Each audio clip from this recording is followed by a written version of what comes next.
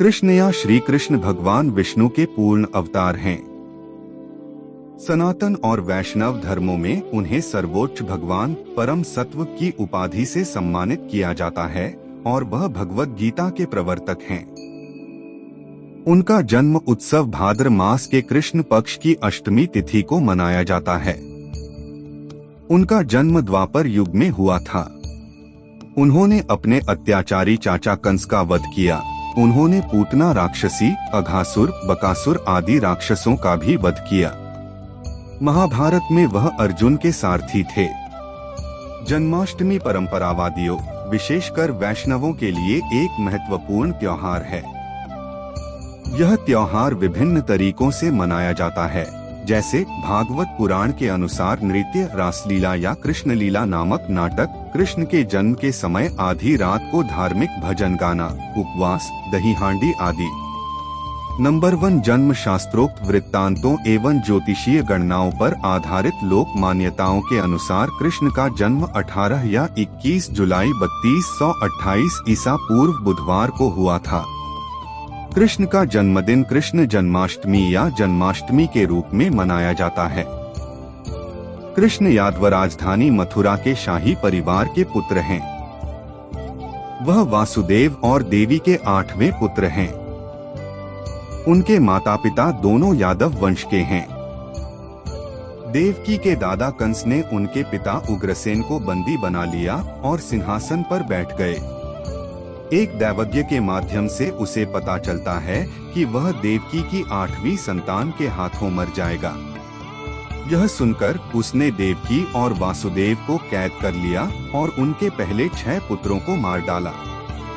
जब देवकी ने अपना 7वां गर्भ रोहिणी को दिया तो बलराम का जन्म हुआ। फिर कृष्ण का जन्म हुआ। यह जानते हुए कि कृष्ण का जीवन खतरे में है, वासुदेव ने उन्हें दिव्य सहायता से उनके जन्म की रात को जेल से रिहा कर दिया और उन्हें उनके पालक माता पिता यशोदा और नंद के साथ गोकुल में रख दिया। कृष्ण के अलावा वासुदेव के 2 अन्य बच्चे बच गए। भागवत पुराण के अनुसार कृष्ण का जन्म पहले बलराम, जो वासुदेव की पहली पत्नी रोहिणी से पैदा हुए थे, और सुभद्रा, वासुदेव और रोहिणी की बेटी, जो बहुत बाद में पैदा हुई थीं, के बीच बिना किसी संभोग के मानसिक योग के परिणामस्वरूप हुआ था। बलराम और कृष्ण की तुलना में हिंदुओं का मानना है ऐसा योग उन दिनों संभव था। नंबर 2 है बचपन और किशोरावस्था। नंदा चरवाहा समुदाय का मुखिया था। उनका निवास वृंदावन में था। कृष्ण के बचपन की कहानियों से वह कैसे एक चरवाहा लड़का बन गए। कृष्ण एक बच्चे के रूप में इतने उग्र और अजेय थे कि वह उन्हें मारने और वृंदावन के लोगों की जान बचाने के उनके प्रयासों को शानदार ढंग से विफल कर सकते थे। कृष्ण ने कंस, पूतना और अन्य राक्षसों को कृष्ण को मारने के लिए भेजा और उन सभी को मार डाला। जब कृष्ण मिल गए तो कंस ने शिशु कृष्ण को मारने के लिए पूतना नामक राक्षसी को भेजा। मात्र 6 माह की उम्र में उन्होंने 18 किलोमीटर लंबी पूतना राक्षसी का वध कर दिया।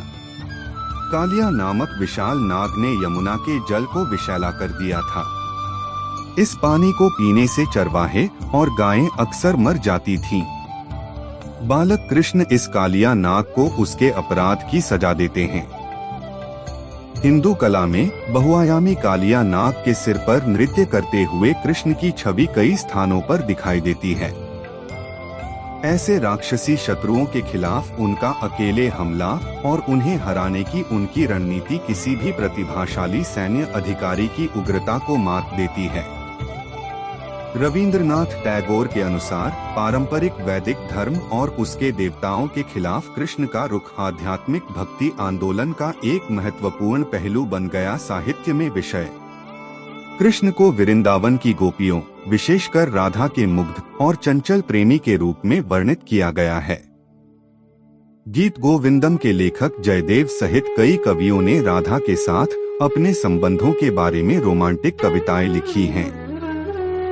राधा कृष्ण की प्रेम कहानियों को रास लीला के नाम से जाना जाता है।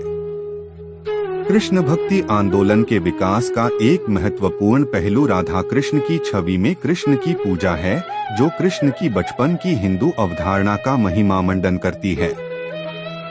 कृष्ण लीला कोई साधारण खेल नहीं, बल्कि कृष्ण के आनंद के खेल की अभिव्यक्ति है। इसका एक उदाहरण रास नृत्य या रासलीला में गोपियों के साथ उनकी बातचीत है। कृष्ण अपनी बांसुरी बजाते हैं और गोपियां तुरंत उनके पास दौड़ती हैं। वे जो कुछ भी कर रहे थे उसे रोक देती हैं। यमुना नदी के तट पर आती हैं और कृष्ण के साथ गीत और नृत्य में शामिल होती हैं। यहाँ तक कि जो लोग शारीरिक रूप से वहाँ मौजूद नहीं हो सकते थे, वे भी ध्यान के माध्यम से कृष्ण से जुड़ गए। कृष्ण अध्यात्म का सार हैं। अस्तित्व में प्रेम नित्य, गोपियां रूपक रूप से प्रकृति विषयों और नित्या को गैर प्राकृतिक शरीर का प्रतिनिधित्व करती हैं। यह लीला कृष्ण के बचपन और युवावस्था की कथा का शाश्वत विषय है। जब वह दूसरों की रक्षा के लिए नागाओं से लड़ रहा होता है, तो हिंदू ग्रंथों में उसका वर्णन खेल खेलने वाले के रूप में किया गया है। कृष्ण की यह हास्य विशेषता रासलीला और जन्माष्टमी त्योहारों के दौरान मनाई जाती है, जहां महाराष्ट्र जैसे कुछ क्षेत्रों में हिंदू उनकी किंवदंती का अनुकरण करते हैं और लोग विचित्र शारीरिक मुद्राओं में पिरामिड बनाते हैं, हाथ खोलते हैं और आटा चुराने के लिए हवा में ऊंचे बर्तन तोड़ते हैं। यह मक्खन और यह पूरे कबीले में बिखरा हुआ था। एक युवा व्यक्ति के रूप में मथुरा लौटकर कृष्ण ने कंस का वध किया और अपने चाचा कंस के अनुयायियों द्वारा हत्या की साजिशों की एक श्रृंखला को विफल कर दिया। उन्होंने कंस के पिता उग्रसेन को यादव कुल के राजा के रूप में सिंहासन पर बैठाया और खुद को राजकुमारों में से एक के रूप में स्थापित किया।